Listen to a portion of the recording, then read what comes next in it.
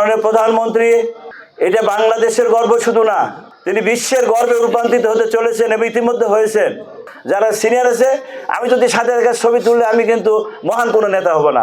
আমি হব মহান তখনই মহান হব যখন একটা গরিব দুস্থ মানুষের পাশে আমি দাঁড়াতে পারবো। তাকে আমি আমার পকেটে বাড়ি থেকে একশো চাউল আনা তাকে রান্না করার সুযোগ করে দিব, তখন আমি হব মহান। আমি একটা রুগীকে কাঁধে করে নিয়ে যখন আমি হাসপাতালে ভর্তি করাবো তখন আমি মহান। আর আমি যদি সারাদিন হুড়াহুড়ি করে ছবি তুলি আর যদি ঠেলাঠেলি করি কখনোই কোনোদিন মহান হওয়া যাবে না। আমরা অনাকাঙ্ক্ষিত কোনো কাজ করব না। আমরা আমাদের পরিচয় দলের ক্ষমতা, দলের প্রভাব আমরা কোথাও খাটাতে যাব না। আমরা আমাদের ভাই, আমরা আমাদের কাজ, আমরা সবার সাথে মিলেমিশে কাজ করব। আপনারা ইতিমধ্যে দেখেছেন মাননীয় প্রধানমন্ত্রী এটা বাংলাদেশের গর্ব শুধু না, তিনি বিশ্বের গর্বে রূপান্তরিত হতে চলেছেন এবং ইতিমধ্যে হয়েছেন। তিনি যে অফিস করছেন শনিবারে অফিস করবেন, বাংলাদেশের মানুষের জন্য কাজ করার জন্য। শনিবারে ছুটির দিন উনি আরামায়েশ না করে অফিস করবেন। তিনি মানুষের যাতে দুর্ভোগ না হয় সেই জন্য তিনি তার বাসা থেকে বের হওয়ার সময় সাধারণ মানুষের মতো যাচ্ছেন এবং মানুষের সাথে একটা রিক্সাওয়ালা শ্রমিক ভাইয়ের সাথে হাত নেড়ে কথা বলছে, তাদের সালাম দিচ্ছেন।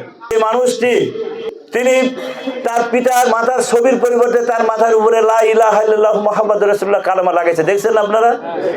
তাহলে আমরা যদি তার অনুসারী হয়ে থাকি, আমাদের সততার পরিচয় দিতে হবে, ভদ্রতার পরিচয় দিতে হবে, সিনিয়রকে সম্মান করতে হবে। তিনি এসে আমাদের মাঝে দাঁড়িয়ে যে পথ বাংলাদেশের মানুষকে দেখাচ্ছেন, যে পথ তিনি ধরেছেন, শহীদ জিয়ার পথ, আমরা সবাই মিলে আমরা চিন্তা করি এই বাংলাদেশটা আমরা, কে আমাকে ভোট দিল, উনি কি বলেছে?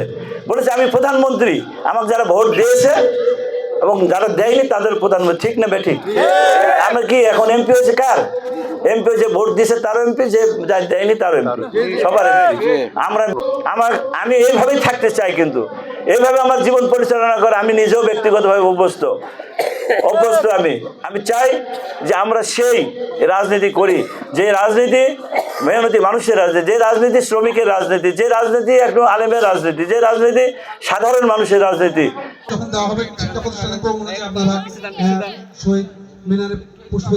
আমার পেছনে থাকো না, আমার পেছনে থেকে উপরতে মারো। আপনারা দেখতে পাচ্ছেন